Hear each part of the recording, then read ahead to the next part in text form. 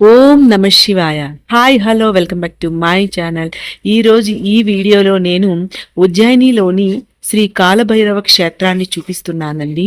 అయితే మొత్తం ఈ వీడియోలో ఆ క్షేత్రం యొక్క స్థల పురాణం, క్షేత్రం యొక్క విశేషాలు, అలాగే క్షేత్రాన్ని ఎలా దర్శించుకోవాలి, మంచి టైమింగ్ ఏంటి, ఆ దర్శనం వివరాలు అన్నీ కూడా వివరిస్తాను. మీరు స్కిప్ చేయకుండా చివరి వరకు చూసేయండి. ముందుగా అయితే వీడియోని లైక్ చేసి చూడడం స్టార్ట్ చేయండి. అలాగే మహాకాల్ టెంపుల్ పూర్తి వివరాలతో వీడియో ఆల్రెడీ అప్లోడ్ చేశానండి, నా ఛానల్లో ఉంది, వెళ్ళి చూడండి.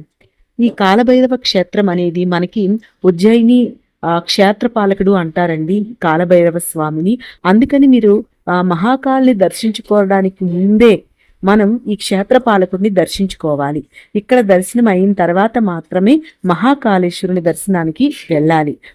అందుకని మీరు ఉజ్జయిని వెళ్ళినప్పుడు ముందుగా కాలభైరవుని దర్శనం చేసుకోండి. ఇక్కడ స్పెషల్ దర్శనం టికెట్స్ అని ఏమీ లేవు, అందరికీ ఒకటే లైన్ అండి. కొంచెం లైన్ పెద్దదిగానే ఉంది. ఇక్కడ స్వామివారికి విశేషంగా మద్యాన్ని సేవిస్తారు, మద్యాన్ని ఇస్తారండి, ప్రసాదంగా పెడతారు ఇక్కడ అదే విశేషం. ఇక్కడ చూసారు కదా, వెళ్తున్న లైన్లో చుట్టుపక్కల కూడా ఇలా తాళ్ళు కట్టి ఉన్నాయి, చాలోట్టున్నాయండి. లైన్స్ మొత్తం ఇలానే ఉన్నాయి. భారతదేశంలోని అత్యంత పవిత్రమైన శైవ క్షేత్రాలలో ఒకటైన ఉజ్జయినిలో వెలిసిన కాలభైరవ స్వామి ఆలయం గురించి ఈరోజు ఇప్పుడు మనం తెలుసుకుందాం.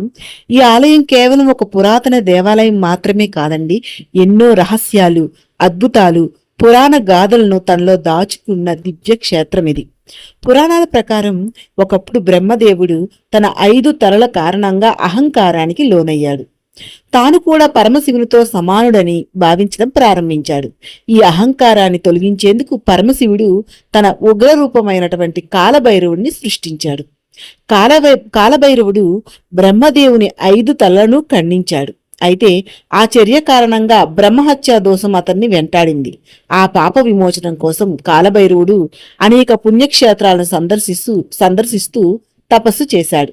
చివరకు అవంతికగా ప్రసిద్ధి చెందిన ఉజ్జయిని నగరానికి చేరుకున్నాడు.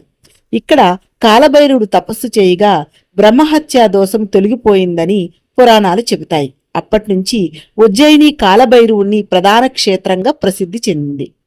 ఈ ఆలయంలో అత్యంత ఆశ్చర్యకరమైన విషయం ఏంటంటే, ఇక్కడ భక్తులు కాలభైరవ స్వామికి మద్యాన్ని నైవేద్యంగా సమర్పిస్తారు. పూజారి స్వామివారి ముఖానికి పాత్రను ఆనించగానే ఆ మద్యం క్రమంగా కనిపించకుండా పోతుంది. అది ఎక్కడికి వెళ్తుందో ఇప్పటికీ ఒక రహస్యంగానే మిగిలిపోయింది. ఈ అద్భుతాన్ని ప్రత్యక్షంగా చూడడానికి దేశ విదేశాల నుండి వేలాది మంది భక్తులు ప్రతి సంవత్సరం ఇక్కడికి వస్తూ ఉంటారు. శాస్త్రవేత్తలు కూడా దీనిపై పరిశోధనలు చేసినప్పటికీ స్పష్టమైన సమాధానం ఇప్పటికీ లభించలేదంట. అయితే కాలభైరవుడు కాలానికి అధిపతి, భక్తులను భయాల నుండి, దుష్టశక్తుల నుండి, అడ్డంకుల నుండి రక్షించే దైవంగా పూజింపబడుతున్నాడు. అష్టభైరవులలో ప్రధానుడుగా ఆయనకు ప్రత్యేక స్థానం ఉంది. ఉజ్జయిని నగరానికి క్షేత్ర పాలకుడుగా కాలభైరవ స్వామిని భావిస్తారు. అందుకే మహాకాళేశ్వర జ్యోతిర్లింగం దర్శనం చేసిన భక్తులు తప్పకుండా కాలభైరవ స్వామిని కూడా దర్శించుకుంటారు. ఇన్ఫాక్ట్ ముందుగా కాలభైరవ స్వామిని దర్శించుకున్న తర్వాతే, క్షేత్రపాలకుడు కాబట్టి దర్శించుకున్న తర్వాతే కాలభైరవ మనకి మహాకాల్ని దర్శనం చేసుకోవాలని కొన్ని పురాణాలు చెప్తున్నాయి. కాలభైరవుని భక్తితో ఆరాధిస్తే ధైర్యం, విజయం, ఆధ్యాత్మిక శక్తి మరియు దైవ అనుగ్రహం లభిస్తాయని విశ్వాసం. అందుకని ఉజ్జయిని కాలభైరవ క్షేత్రం కేవలం ఒక ఆలయమే కాదు, అది భక్తి, శక్తి, రహస్యం మరియు దివ్య అనుభూతుల సమ్మేళనం.